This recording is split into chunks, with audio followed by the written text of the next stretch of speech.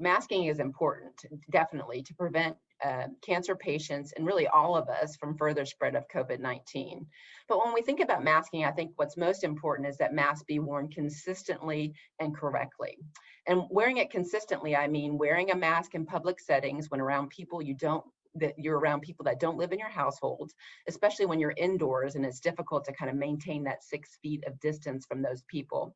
And then in terms of wearing your mask correctly, there are a lot of things to keep in mind. One is to wash your hands or use a sanitizer before you put on your mask. Another is to make sure your mask fits snugly over your nose, your mouth, your chin. And if your mask has a good fit, you'll feel the warm air come through the front of the mask, and you may actually be able to see the mask material move in and out with each breath. If you have issues where you're continually kind of fiddling and touching your mask, it's not fitting properly, and you begin to need to think about other ways to make that mask work better and perhaps use a different type of mask. And there's some tips that I think are helpful to think about. Amongst them is the double masking, and we can talk about that.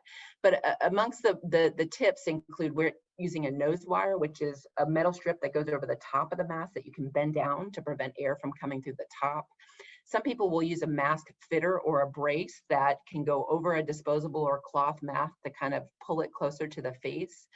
And the double masking comes into this idea of using layers of material. And the idea here is to kind of improve the filtration of the mask so that you're preventing any potential respiratory droplets that have virus from getting out of the mask and from coming into the mask. And there are multiple ways to do this, and one of those is to double mask. And that would mean wearing perhaps a disposable or surgical mask under a cloth mask. There's also some ways not to do that, and I think it's important to remember those above all, which is that we don't recommend people combine 2 surgical or disposable masks together. They don't fit well, and using a combination of them is not going to really help with that filtration process and can actually create more problems. And some people are wearing a KN95 mask, and it's a type of filtering face piece respirator commonly made and used in China.